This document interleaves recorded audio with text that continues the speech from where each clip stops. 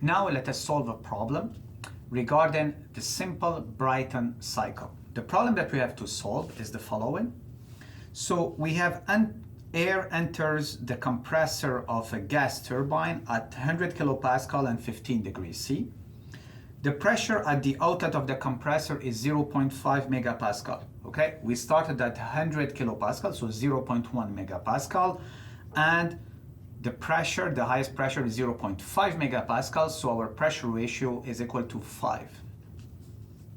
And the maximal temperature of the cycle is 900 degrees C. What we have to determine? We have to determine the work of the compressor, the work of the turbine, and our thermal efficiency for this simple Brayton cycle. Let's get started. So the first thing we would like to get is the work of our compressor.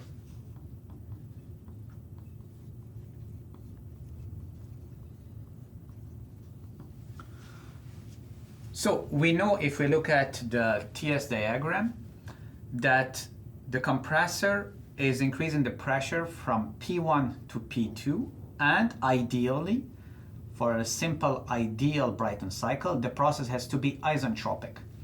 Now, are we also using ideal gas? Yes, we are. So therefore, we can use isentropic relations, okay?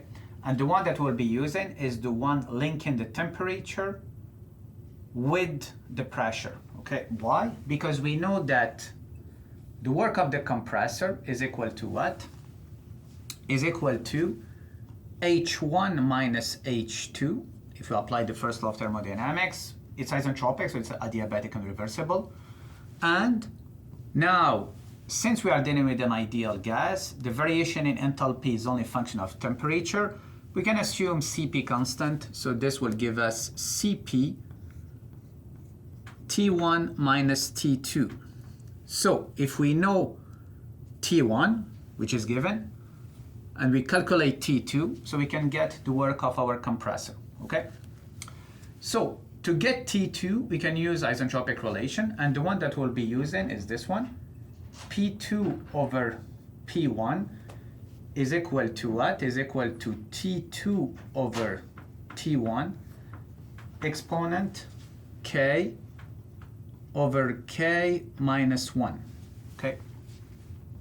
We know P2 over P1. This is by definition our pressure ratio, our RP, okay?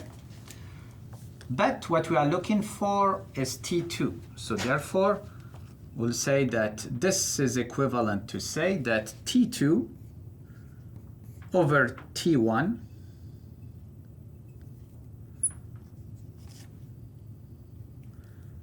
is equal to what?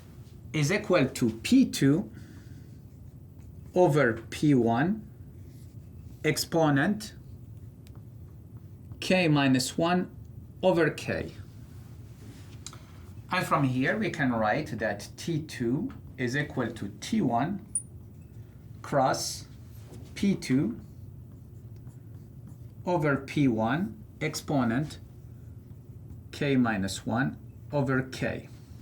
And therefore it's equal to what? It's equal to T1 cross, by definition we said this is RP, so RP K minus 1 over K.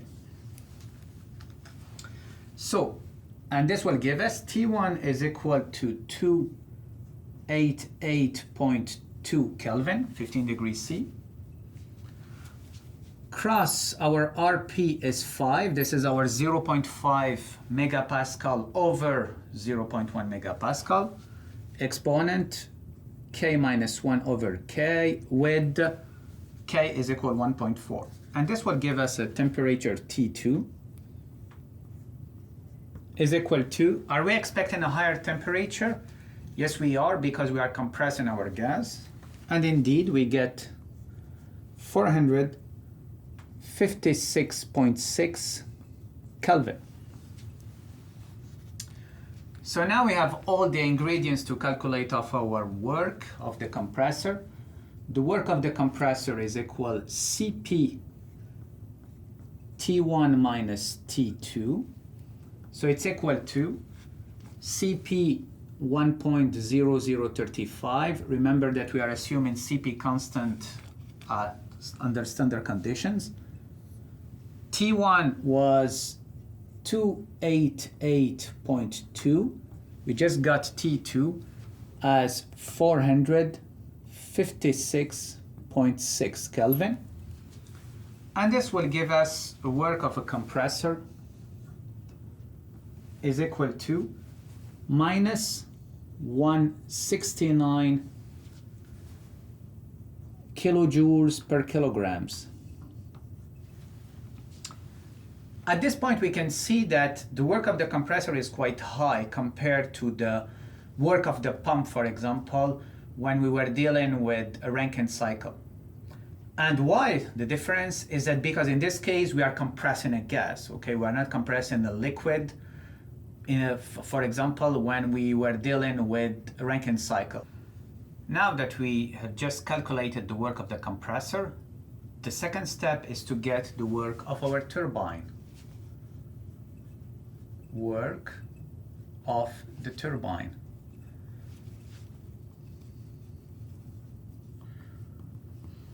So we'll follow the same process. What do we know is that the turbine is providing us with work between state 3 and state 4.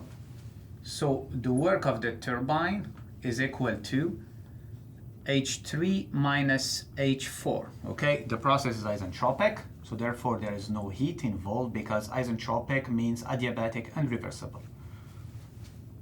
Are we dealing with an ideal gas? Yes, we are. So therefore our variations in enthalpies become a variation in temperature, Cp delta T, assuming Cp constant again, okay? Do we know T3? Yes, we do. T3 is equal to 900 degrees C. We have to get T4. The process is isentropic. We are using an ideal gas, so the same thing. Therefore, we can predict our temperature T4 under idealistic conditions. So with T3 is equal 900 degrees C. So this will give us in Kelvin 1173.2 Kelvin. And to get our T4, we use the isentropic relations. So P3 over P4 is equal to T3 over T4 exponent K over K minus 1. Okay, we are looking for T4 here. So therefore, this is equivalent to say that our T3 over T4 is equal to what? Is equal to P3 over P4 exponent K minus 1 over K. Do we know P3 over P4? Yes, we do. Why? Because P3 is equal to P2 and P4 is equal to P1. So basically this ratio P3 over P4 becomes P2 over P1, and it's exactly our pressure ratio, right? So this is our RP. So we can write that T3 over T4 is equal to what? Is equal to RP exponent K minus 1 over K. And this is equivalent to say now that our T4 is equal to T3 over RP exponent K minus 1 over K. And you will see that this should give us a T4 which is lower than T3, which makes sense. So therefore our T4 is equal to what? Is equal to T3. Just got T3 here. It's given 1173.2 Kelvin. RP is equal to 5 exponent K minus 1 over K. And all this will give us a value of T4 of 740.4 Kelvin. Okay? We have T3, we have T4, we have CP, we can get the work of the turbine. Then, the work of the turbine, which is equal to CP T3 minus T4, is equal to what? Is equal CP10035 cross T3 1173.2 minus T4, our 740.4 Kelvin. And all this will give us a work of the turbine is equal to what? 434.3 kilojoules per kilograms. Okay? So this is the work of the turbine. The next step is to compare the work of our turbine with the work of our compressor. Here are the values we got for the work of the compressor and the work of the turbine. An interesting thing now to do is to divide the work of the compressor by the work of the turbine. Okay, I would take the absolute value of the work of the compressor divided by the work of the turbine, and if we do this, we'll find 0.39. What does it mean, this value of 0.39? This means that the compressor requirement in terms of work in represents 0.39 or 39% of the work delivered by your turbine. So you see here the value of connecting the turbine with the compressor. So your turbine will be driving the compressor, because in this case with the Brayton cycle, the need for the compression work is significantly high compared to the work, for example, required in a Rankine cycle, okay? And this ratio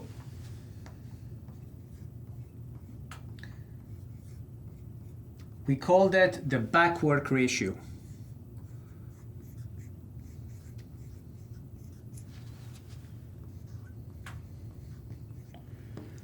And as a consequence, since now we cannot neglect the work of the compressor compared to the work of the turbine, the work net delivered by your power plant is equal to the work of the turbine minus the work of the compressor. Okay, so the difference will be the net work, or if you use a mass flow rate, the net power divided by your complete gas turbine power plant. The last thing on our agenda regarding this example is to calculate the thermal efficiency of our cycle. So we know by definition that the thermal efficiency is equal to what? Is equal to the work net over Qn. Do we know the work net? Yes, we do, because we know that the work net is equal to the work of the turbine minus the work of the compressor over Qn. Do we know Qn? We don't. So therefore we have to calculate Qn with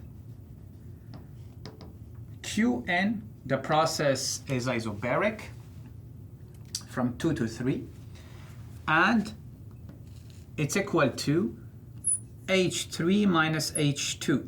Okay, following the first law of thermodynamics, there is no work involved between 2 and 3. Again, this is equal to Cp T3 minus T2. We know T3, it's given. We calculated T2, so this is quite easy now. We just have to plug the numbers. 35 cross T3 was equal to 1173.2 Kelvin minus, we found T2 as 456.6 Kelvin. And this would give us a Qn of 719.1 kilojoules per kilograms of air. So now we can get the thermal efficiency, equal to the work net over Qn. And if we plot the numbers for the work of the turbine and the work of the compressor, we will get a thermal efficiency of 36.9%, okay, or 0.369. There is another way to check if we got it right. If you remember well, when we derived the expression for the thermal efficiency of our simple Brayton cycle, the first expression we got was the following. Thermal efficiency 1 minus T1 over T2, right? And then we replace T1 over T2 by Rp, okay? Because the process between 1 and 2 is isentropic, so we use isentropic relations. So therefore we can also do it. We know T1 it's given, we calculated T2, and then if you do this, you will get exactly the same value. So 0.369 or 36.9%. So this is the thermal efficiency of our Brayton cycle under its simplest form. Obviously now we'll follow the same process as for a Rankine cycle, where now the game is to try to improve our thermal efficiency, try to boost it, okay? And therefore, you will see that we'll be introducing new concepts like regeneration, like intercooling, and also reheat. Before closing this example, let us discuss an important point. This point is that if you look at T4, the value we got for T4, it's higher than T2. So T4 is higher than T2. And by simply stating this will allow us to identify two opportunities. The first one, since T4 is higher than T2, so we have a delta T between state 4 and state 2. And as delta T enters, here we have to identify an opportunity. T4 is the temperature at which your combustion gases are leaving the turbine, the gas turbine. In real life, you are just throwing this to the atmosphere, so it's a loss. T2 is the temperature of the air before your combustion chamber. So you see here a certain opportunity, right? Why don't we use the energy at T4 to preheat the air before entering our combustion chamber? And this will allow us ultimately to reduce our Qn and to boost our thermal efficiency. So here we can use this delta T to preheat the air before our combustion chamber, okay? This is from one side. From another side, you see that T4, just T4 here, is quite high. So 740.4 Kelvin is relatively high temperature. And it's high compared to what? Compared, for example, to the temperature required in the boiler of a Rankine cycle. So here we identify second opportunity. Instead of rejecting the hot gases directly with their energy at T4 to the atmosphere, why don't we combine our Brayton cycle with the Rankine cycle? And therefore, the exhaust gases here will play the role of the energy to be transferred to your boiler. And the amazing thing here is that we will have a gas turbine cycle coupled to a steam turbine cycle with only one source of heat, which will be the combustion gases. Okay, obviously we always reject heat also, because otherwise we'll be violating the second law of thermodynamics. So here, send to the boiler of a Rankine cycle.